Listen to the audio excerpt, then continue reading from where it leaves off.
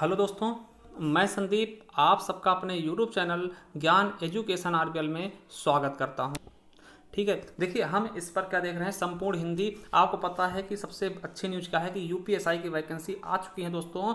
95-100 plus हैं, है ना। लगभग 9534 वैकेंसियां हैं दोस्तों। तो इससे अच्छा मौका नहीं हो सकता। तो उसी के उपलक्ष्य में हम ये बैच चला रहे थे पहले से ही। आपको पता है कि इसमें हम संपूर्ण हिंदी पढ़ा रहे हैं। बहुत कुछ पढ़ चुके हैं, लगभग अब 20 से 25% कोर्स ही हमारा बचा है हिंदी का। अगर आप संपूर्ण हिंदी पढ़ना थे तो इसी चैनल पे जाइएगा, प्ले लिस्ट मिल जाएगा संपूर्ण हिंदी ऑल एग्जाम 2021 के नाम से। ठीक है, तो वहां जाकर के आप पढ़ सकते हैं। देखिए हमने क्या पढ़ा था आपको बता दें। रस हमने पढ़ लिया था और अलंकार पढ़ लिया था। क्या रस पढ़ लिया था, अलंकार पढ़ लिया था। हमने बोला था रस छंद अलंकार साथ में पढ़ेंगे, तो रस पढ़ लिया था, अलंकार भी पढ़ लिया था। आप छंद की बारी है। ठीक है, देखिए अलंकार क्या होता है, ये किसी चीज को शोभित करता है। ये एक आप बता दें आभूषण की तरह होता है जो सजाता है।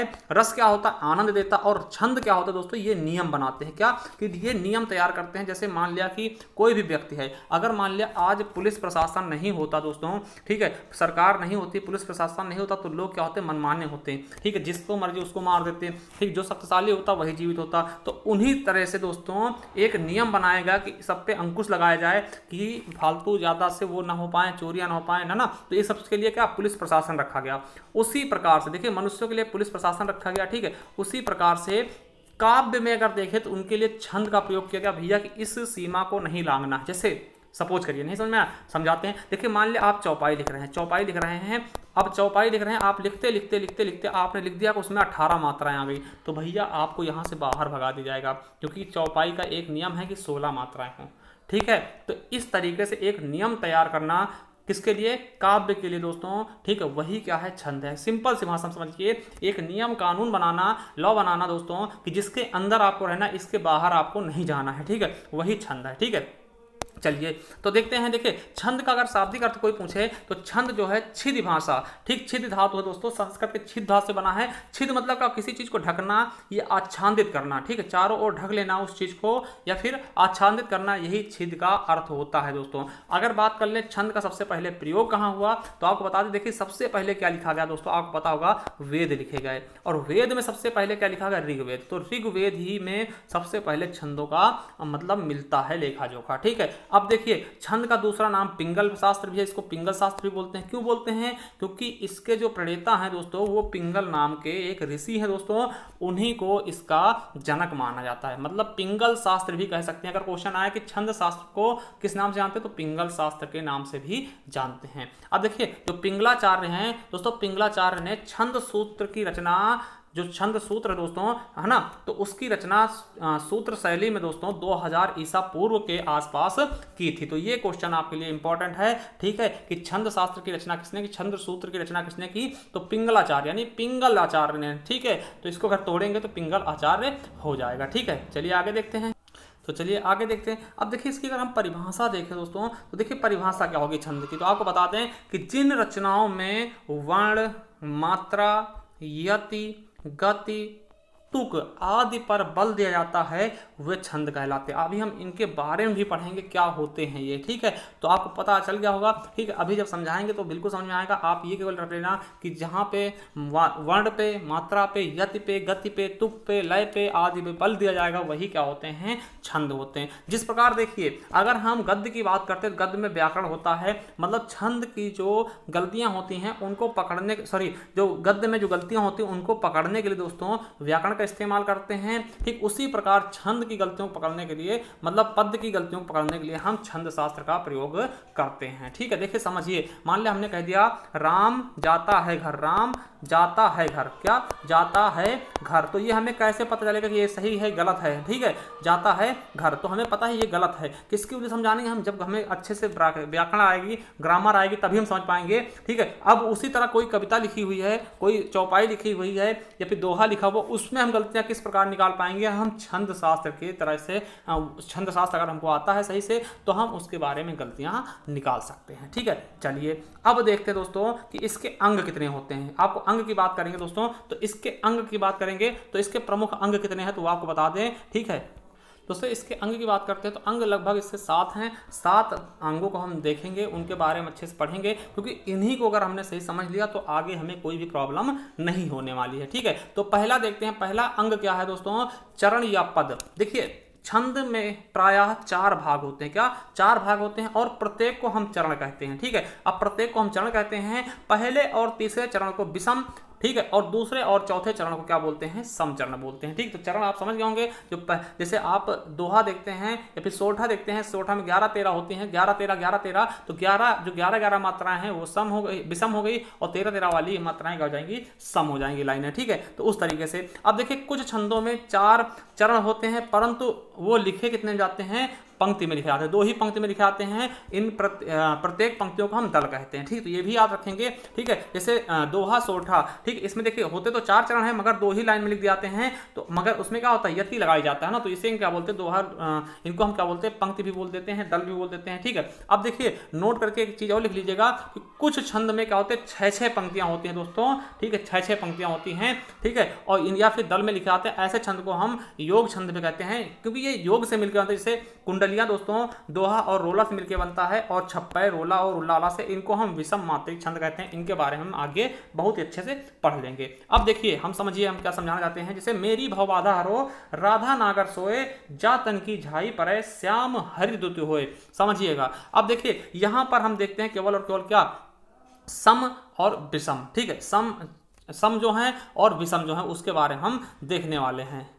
अब देखिए सम चरण और विषम चरण के बारे में देखने वाले। देखिए ये जो है, ये वाला, ये पहला मान लिया और इसको हमने दूसरा मान लिया। ठीक, ये दूसरी लाइन हो गई, ये दूसरा हो गया, और ये तीसरा हो गया। ठीक, और ये चौथा हो गया। ठीक है, तो आपको पता है कि सम संख्याएं किसको कहते हैं, और 1 और 3 विषम होती हैं, तो ये क्या होगा, ये दोनों क्या हो गए, ये विषम मात्रिक हो गए, ये विषम चरण हो गए। ठीक, और ये वाले जो 2 और 4 क्या होता है, सम होता है, तो इनको हम सम चरण कह सकते हैं ना। इस प्रकार से आप पहचान लीजिएगा। ठीक है, चलिए अब दूसरा देखते हैं, वर्ण या मात्रा। देखिए किसी वर्ण के उच्चारण में लगने वाले समय को हम मात्रा कहते हैं। क्या? किसी वर्ण के उच्चारण में लगने वाले समय को हम क्या बोलते हैं, मात्रा बोलते हैं दोस्तों। तो हम इनके बारे में देखने वाले, वर्ण या मात्रा क्या होती हैं। अब आपको बता दें दोस्तों, जिन मात्राओं को हम व्याकरण में ह्रस्व और दीर्घ बोलते हैं, उन्हें हम छंद शास्त्र में लघु या गुरु कहते हैं। ठीक है, आपको पता होगा लघु या गुरु। हम ह्रस्व और दीर्घ जिनको हम अगर वर्णमाला में बोलते हैं तो उन्हें ही हम ह्रस्व को क्या लघु और दीर्घ को क्या बोलेंगे, गुरु बोलेंगे दोस्तों। ठीक, अब देखिए गुरु कहाँ लगेगा और लघु कहाँ लगेगा, तो इसके बारे में बात कर ले दोस्तों।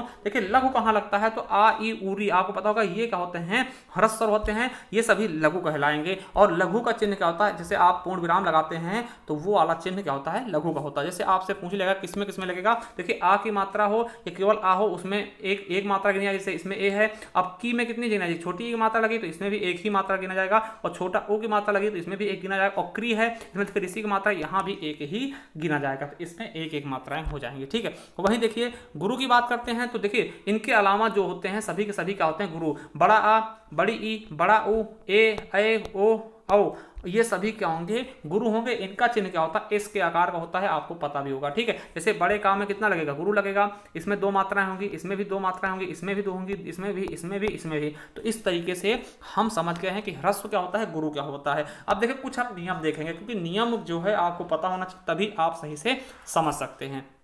देखिए पहला नियम क्या कहता है कि लघु स्वर पर जब चंद्र बिंदु लगा होता है दोस्तों, तो वह भी लघु ही होता है। अब देखिए कहीं भी अगर लघु है दोस्तों, लघु स्वर है, उस पर चंद्र बिंदु लगा है, तो चंद्र बिंदु हमेशा लघु में गिना जाएगा। देखिए इसे फंसना में क्या है दोस्तों, अब ऐसा नहीं, फंसना में क्या है, तो इसका हम फंस के जो फा के ऊपर, ये देखिए है तो ह्रस्व है ना, मतलब कि ये लघु है, मगर इसके ऊपर जब चंद्र बिंदु लगेगा तब भी ये लघु ही रहेगा। तो इसको हम आई, देखिए इसका 1 होगा और इसका 2 हो जाएगा, इस तरह से इसकी मात्रा लिख लेंगे। उसी प्रकार हंसना पे है तो हा का 1 होगा और सा का 1 होगा, इसका ये हो जाएगा। अब चांद है, देखिए चांद पे 2 किस लिए लगा, क्योंकि ये जो है चंद्रबिंदु का 2 नहीं लगा, यहाँ पे चा में क्या है, चा में बड़े आ की मात्रा, तो बड़े आ की मात्रा का 2 लगा है, इसलिए यहाँ पे क्या होगा। कहने का मतलब क्या है, अगर ये हो तो इसको हम एक ही में गिनेंगे, जो जिस पे लगा होगा बस उसी का गिनेंगे। अगर मान लिया छोटे आ में लगा है तो 1 मात्रा होगी, अगर बड़े आ में लगा है ये तो 2 मात्राएं हो जाएंगी ना। इस तरीके से आप समझ लीजिएगा कि इससे कोई प्रभाव नहीं पड़ता है। ठीक है, चलिए अब देखते हैं जब किसी वर्ण पे अनुस्वार या विसर्ग लगा हो दोस्तों, तब तब गुरु होगा, ठीक है। जब किसी वर्ण पे अनुस्वार या विसर्ग लगा हो तब गुरु हो जाएगा दोस्तों। देखिए ये क्या, चंद्र बिंदु पे केवल और केवल एक लगता था मात्रा, अब अनुस्वार या विसर्ग होगा तो गुरु हो जाएगा, ठीक। इस चंद्र में कितनी मात्रा होंगी, तो चा के ऊपर बिंदी लगी है दोस्तों, ठीक है, अनुस्वार लगा तो क्या हो जाएगा, 2 हो जाएंगी, 2 1 3, टोटल 3 मात्राएं हो जाएंगी। उसका अतः में क्या हो जाएंगी, तो देखिए ता में क्या है, विसर्ग लगा तो विसर्ग का 2 मात्राएं होती, और आ सिंगल है तो 1 3 हो जाएंगे। इसमें प्रातः में 4 हो जाएंगे क्योंकि प्रा बड़ा है ना, और ता क्या है, ता में विसर्ग लगा तो ये भी बड़ा हो जाएगा। कंस में कितनी होंगी, तो 1 अंक की बिंदी का डबल हो जाता है ना जिस पे लगती है, और ये सा का 1 हो जाएगा, तो क्या हो जाएंगे, ये हो जाएंगे ना। इस तरीके से आप समझ गए कि देखिए चंद्र बिंदु का क्या है, एक मात्रा है, और जो अनुस्वार होता है और विसर्ग के दोस्तों 2 होते हैं, ठीक है। ये चीज़ समझ गए होंगे। अब देखिए सबसे अच्छी बात क्या है, देखिए यहाँ से आपको समझना चाहिए, क्योंकि ये जो नियम है दोस्तों, ये नियम अच्छे से सबको समझ में नहीं आते। जो तीसरा और चौथा नियम ये इंपॉर्टेंट है, और यहीं पे लोग गलती करते हो आप लोग, ठीक है। तो समझिएगा, संयुक्त अक्षर, क्या संयुक्त अक्षर या फिर आधे वर्ण जो स्वर रहित होते हैं, संयुक्त अक्षर क्या होते हैं दोस्तों, आपको पता है, छत्रंग यास्रा। अब यार मान लिया कि कोई स्वर रहित वर्ण है तो उसके पूर्व वर्ण को क्या करता है, वो गुरु बना देता है। समझिएगा, जैसे सप्ताह है तो सप्ताह में कितनी मात्रा लगेंगी, थोड़ा सा समझिएगा, हम समझाने की कोशिश करते हैं, थोड़ा सा बाहर लिखिए। मान लीजिए सप्ताह लिखा है, सप्ताह, ठीक है, सप्ताह। देखिए यहाँ पे हम क्या करेंगे दोस्तों, जब कोई चीज आधा होता दोस्तों तो उसके आगे वाले को क्या करता है, वो गुरु कर देता। अब देखिए हमने देखा यहाँ पे क्या है, ये आपको 1 लिखेंगे, सा का क्या है, सिंगल है, 1 लिखेंगे, मगर जब हम यहाँ पे आते हैं, देखिए ता में क्या है, ये डबल लगेगा, और ये हा में 1 लगेगा। मगर हम जब देखते हैं दोस्तों ये आधा ता आ गया है, तो देखिए आधा ता आ गया है ना, आधा पा आ गया, सॉरी आधा पा आ गया है, तो इसके जो आधा पा है दोस्तों, इसके पहले वाले वर्ण को ये क्या कर देगा, गुरु कर देगा, ठीक है। तो ये भी सा के आगे भी क्या हो जाएगा, सा भी क्या होगा, गुरु हो जाएगा। कहने का मतलब क्या है कि अगर किसी वर्ण के बाद क्या है, आधा अक्षर आ रहा है, तो वो उसके पहले वाले अक्षर को गुरु बना देगा, ठीक है। तो ये समझिएगा, ठीक है। अब देखिए सप्ताह में क्या हो जाएगा, सप्ताह में कितनी मात्रा हो जाएंगी, 5 हो जाएंगे। उसी प्रकार देखिए रक्षाबंधन, अब समझिएगा रक्षाबंधन में कितना होगा, देखिए रक्षाबंधन, रक्षाबंधन, अब देखिए रक्षाबंधन, ठीक है, बंधन। अब देखिए यहाँ पर हम देखते हैं रक कैसा होना चाहिए, सिंगल होना चाहिए, और छा में कितना डबल होना चाहिए, बंधन में बा के डबल होगा, और ये हो जाएगा। मगर एक चीज हम जानते हैं कि जो ये संयुक्त अक्षर है, क्या छा छतरी संयुक्त अक्षर, क्योंकि ये का और प्लस सा से बनता है ना, इसमें हम देख सकते हैं क्या आधा अक्षर इसमें मौजूद है या फिर संयुक्त अक्षर है, तो इसके पहले वाला वर्ण भी क्या हो जाएगा, दीर्घ हो जाएगा। तो इसे भी हम 2 कर देंगे, मतलब इसे भी हम गुरु कर देंगे। तो कितनी मात्राएं हुई, 2 2 4 2 6 2 8 मात्राएं हो गई। उसी तरह देखिए देश प्रेमी में क्या होता है, देश प्रेमी में, देखिए देश प्रेमी में क्या होगा, तो देश प्रेमी में क्या होगा दोस्तों, प्रेमी में, ठीक है, प्रेमी में। अब देखिए यहाँ पर क्या होगा दोस्तों, देखिए देश में, देखिए इसमें 2 लगेंगी, इसमें 1 लगेगी, और यहाँ पे तो 2 लगेंगी दोस्तों, और यहाँ भी 2 लगेंगी, ठीक है। मगर एक चीज हम देखते हैं कि जो ये पा है दोस्तों, पा क्या है, यहाँ पर आधा है, पा क्या है, आधा है दोस्तों, तो पा आधा है, तो इसके आगे वाले वर्ण को ये क्या करेगा, दीर्घ कर देगा, गुरु कर देगा दोस्तों। तो यहाँ पे कितने हो जाएंगे, 2 2 4 2 6 2 8 हो जाएंगे, ठीक है। उसी प्रकार से यक्षगान देखते हैं, तो यक्षगान में क्या है दोस्तों, या देखिए या में कितना लगेगा, 1 लगेगा, और छा में कितने लगेंगे, तो आपको पता है छा में कितने लगते हैं दोस्तों, तो यहाँ पे क्या लगेंगे, 2 लग जाएंगे, ठीक है। और गान में ये लगेगा, ये लगेगा, मगर देखिए छा क्या होता है, का और शा से मिलकर बनता है। देखिए ये थोड़ा सा गलत हो गया है, देखिए हम दोबारा बताते हैं, यक्षगान में कितने लगेंगे, यक्षगान में, ठीक है।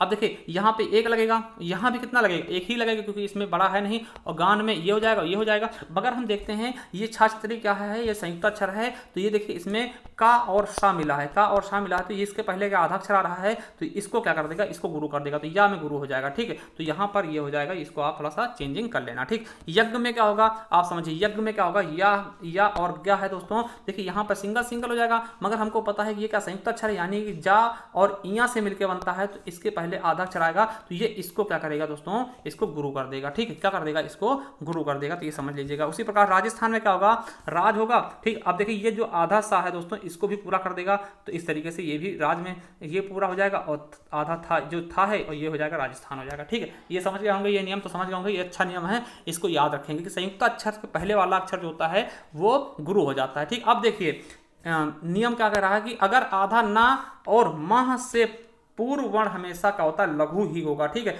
अगर कोई सेंटेंस में के पहले अगर क्या हो, अगर कोई सेंटेंस के जो बात है दोस्तों आधा माह और हा आ जाए, या फिर आधा ना और हा आ जाए दोस्तों, तो वो वाला वर्ण क्या होगा, हमेशा और हमेशा क्या होगा दोस्तों, लघु ही होगा। क्या होगा, लघु ही होगा, चाहे उसमें दीर्घ मात्रा ही क्यों ना लगी हो। जैसे समझिएगा, क्या समझिएगा, जैसे कान्हा लिखा, कान्हा में देखिए हम देखते हैं क्या कि देखिए यहाँ पे का है बड़ा, आ की मात्रा लगी, ये दीर्घ होना चाहिए, और यहाँ पे हा में है तो ये दीर्घ होना चाहिए। मगर देखिए अब देखिए का के बाद क्या आ गया, आधा ना और हा आ गया, तो का क्या होगा, एक ये क्या हो जाएगा, ह्रस्व हो जाएगा। तो इसीलिए इसमें 3 ही मात्राएं होंगी। जैसे उन्होंने है, देखिए उन्होंने है तो देखिए उन्होंने क्या है, तो देखिए वो तो वैसे भी छोटा है, मगर समझ लीजिएगा क्योंकि जो आधा ना और हा है जिसके बाद वाला ह्रस्व होगा, चाहे उन्होंने बड़ा ऊ होता ठीक तब भी यही होता। जैसे तुम्हारा है, देखिए तुम्हारा में क्या होगा, तो यहाँ भी अगर तुम्हारा होता तब भी क्या होता, यही मात्राएं लगती। क्यों? क्योंकि देखिए आप देखते हैं तू क्या है, बड़ा है तो इसमें दीर्घ लगाते, मगर जब इसके पीछे आते दोस्तों, देखिए आधा माँ और हा आ गया तो ये क्या होता है, इसके पूर्व वाला वर्ण फिर से सिंगल हो जाता ना, तो सिंगल हो जाएगा और ये इस तरह से होता है। ठीक, तो ये समझ गए होंगे, ये चारों नियम आप अच्छे से समझ गए होंगे। ठीक, तो ये नियम आपके लिए बहुत इंपॉर्टेंट था। ठीक है, अब देखिए संख्या और क्रम क्या होते हैं। संख्या और क्रम क्या होते हैं, आपको बता दें कि वर्णों और मात्राओं की गणना को संख्या कहते हैं तथा लघु और गुरु के स्थान निर्धारण को ही क्रम कहते हैं। अब देखिए संख्या और क्रम कैसे गिनेंगे, अब उसी प्रकार से हम संख्या और क्रम गिन लेंगे। देखिए मेरी भव बाधा हरो राधा नागर सोए, जा तन की झाई परे, श्याम हरित दुतु होए। देखिए समझिएगा, श्याम हरित दुति होए दोस्तों। देखिए मेरी भव बाधा, और देखिए माँ क्या है, बड़ा है तो देखिए गुरु लग जाएगा इसका, और फिर रा का भी गुरु लग जाएगा, और भव में सिंगल सिंगल है तो सिंगल सिंगल लग जाएंगे, और बाधा में देखिए दोनों गुरु हैं तो दोनों लग जाएंगे गुरु, है ना। और देखिए हरों में हा क्या है, छोटा है, और रा में ओ की मात्रा तो गुरु हो जाएगा, तो एक क्या होगा, लघु और गुरु होगा। ठीक, उसी प्रकार राधा में दोनों गुरु होंगे, है ना। नागर में क्या होगा, गुरु और ह्रस्व हो जाएगा, और सोए में क्या होगा, ये गुरु होगा ये सिंगल होगा। तो देख लेते हैं हम मात्रा गिनते हैं। देखिए 2 2 4 हो गई, 4 2 6 हो गई, 6 4 10 हो गए, और 10 3 13। देखिए 13 मात्राएं इधर आ गई, और इधर देखते हैं तो 2 2 4 4 2 6 2 8 9 10 11, तो 13 और 11 मात्राएं, क्या 13 और 11 मात्राएं आ गई। तो आप समझ सकते हैं 13 11 मात्राएं किसमें होती हैं, तो ये हमारा क्या हो गया, दोहा हो गया। ठीक है, क्या हो गया दोस्तों, दोहा हो गया। मेरी भव बाधा रो राधा नागर सोए, जा तन की झाई पड़े, श्याम हरित दुत होए। दोस्तों तो यहाँ पे आपको समझ में आया कि मात्राएं कैसे गिनेंगे। ठीक है, और लघु गुरु क्या होते हैं, ठीक, ये भी आप बिल्कुल समझ होंगे। अब यति क्या होता है दोस्तों, यति समझिएगा। देखिए यति क्या होता है, रुकना। यति मतलब विराम होता है, एक समझ से क्या होता है, विराम समझ ले, हम थोड़ी देर रुकते हैं दोस्तों, वही क्या होता है, यति होता है। क्या होता है, वही क्या होता है दोस्तों, यति होता है। थोड़े समय के लिए रुक जाना, वही क्या होता है, यति कहलाता है। समझिएगा यति क्या होते हैं। देखिए छंद के नियम वर्ण या सांस देखिए छंद के नियमित वर्ण या मात्रा पर सांस लेने के लिए रुकना पड़ता है, इसी रुकने इसके स्थान को यति या विराम कहा जाता है। ठीक है, थोड़ा समझो रुकते हैं। देखिए यति पूर्णतः 3 प्रकार के होते हैं। एक अर्ध यति होता है दोस्तों, जिसको हम कॉमर्स लगा देते हैं। एक पूर्ण यति होता है जो एक सिंगल पूर्ण विराम जैसा होता है। एक परिपूर्ण यति होता है जो डबल तरह से लगता है। ठीक है, समझिएगा। अब देखिए यहाँ पर हम बात करते हैं दोस्तों, तो कौन से यति कौन से हैं, तो ये चीज हम बता दें। देखिए ये अर्ध यति है, क्या है, ये अर्ध यति हो गए, और ये क्या है, पूर्ण यति है, और ये परिपूर्ण यति है ना। देखिए मेरी भव बाधा हरो, तो यहाँ पे थोड़ा रुकेंगे तो ये यति हो गया। ठीक है, राधा नागर सोए, फिर यहाँ रुकेंगे, यहाँ भी यति होगा। फिर जा तन की झाई पड़े, यहाँ पे रुके, ये यति हो गया। ठीक, ये अर्ध यति है। और श्याम हरित हो, यहाँ पे पूरा समाप्त होगा, तो ये परिपूर्ण यति होगा। तो यही क्या होता है, थोड़े समय के लिए रुक जाना, हल्का सा सांस लेने के लिए रुक जाना, वही क्या होता है दोस्तों, आपका यति कहलाता है। ठीक है, चलिए अब अगला देखते हैं दोस्तों। अगला क्या अंग है, गति। दोस्तों देखिए गति क्या होता है, छंद को पढ़ते समय एक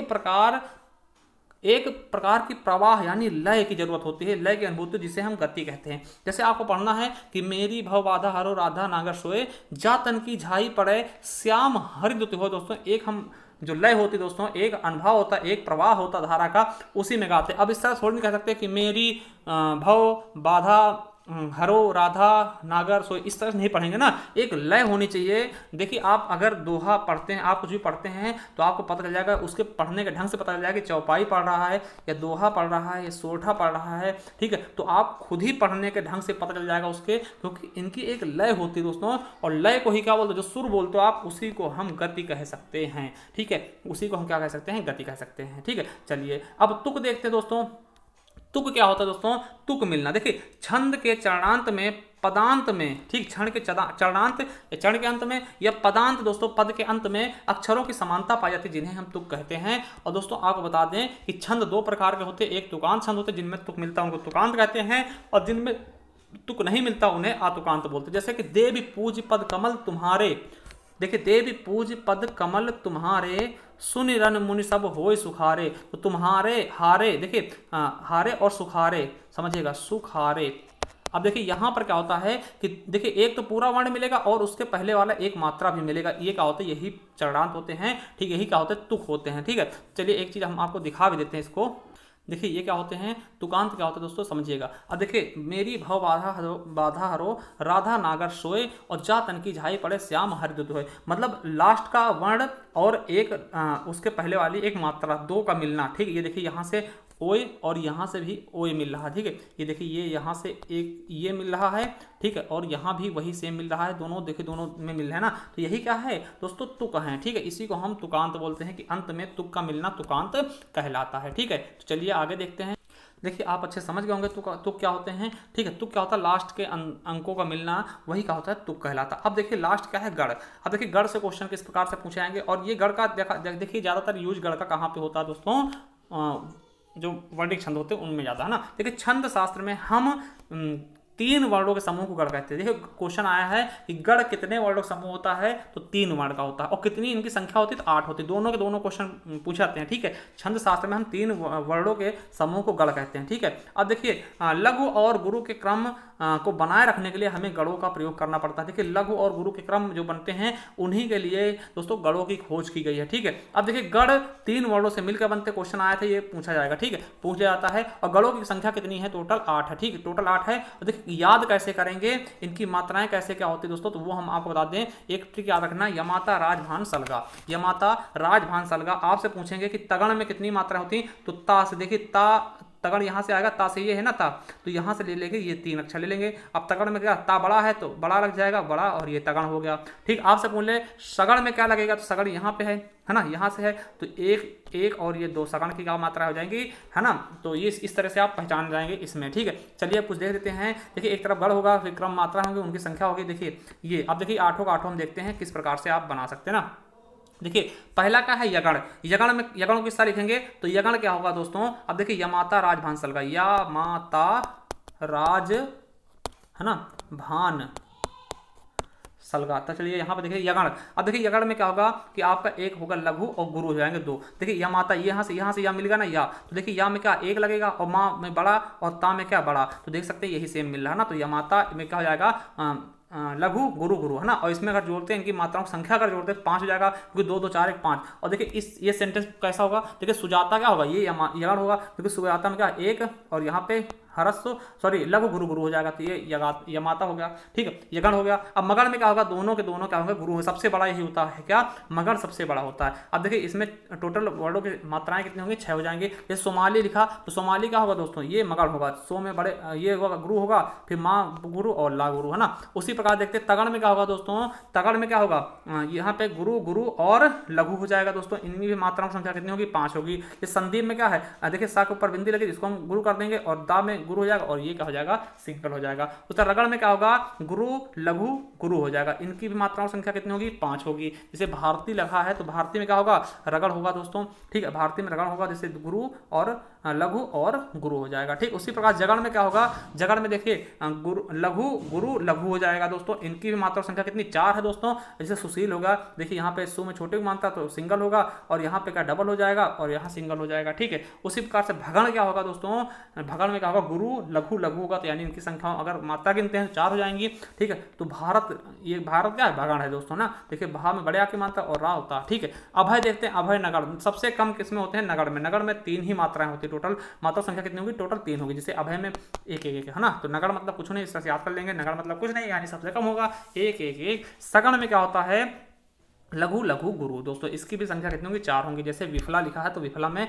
1 हो जाएगा, और फा में ये हो जाएगा, और आड़ा जो ला है, ला में गुरु हो जाएगा, तो क्या हो जाएगा, लघु लघु गुरु दोस्तों। तो ये हो गए इसके अंग दोस्तों, क्या हो गए, ये अंग हो गए हैं। अब देखिए नेक्स्ट पार्ट में हम इनके भेद देखने वाले हैं कि वर्णिक छंद, मात्रिक छंद। तो वर्णिक छंद में क्या, मात्रिक छंद में क्या क्या होंगे, अर्धमात्रिक, अर्धसममात्रिक, सममात्रिक, विषम मात्रिक। तो इस तरीके से हम बिल्कुल अच्छे से छंद को देखने वाले हैं। अगर वीडियो अच्छा लगे शेयर कर देना, ठीक है। जो भी यूपीएससी की तैयारी कर रहे हैं, किसी भी एग्जाम के लिए भैया इससे अच्छी मतलब हिंदी कहीं नहीं आएगी, ठीक है। तो विश्वास करिएगा और जुड़ जाइएगा हमारे साथ, बिल्कुल अच्छे से पढ़ेंगे आप लोगों के साथ। और देखिए एक हमने 1 घंटे 45 मिनट की वीडियो बनाई है संपूर्ण हिंदी की। अगर आपने नहीं देखा है तो इसी चैनल पे आपको मिल जाएगा, उसे जाकर के देख लीजिएगा, आपका रिवीजन बहुत ही अच्छे से हो जाएगा उस वीडियो से। चलिए थैंक यू, धन्यवाद। अगर वीडियो पसंद आए तो लाइक कर देना, चैनल सब्सक्राइब कर लेना, क्योंकि हम संपूर्ण हिंदी आपके लिए लेकर के आने वाले। थैंक यू, धन्यवाद।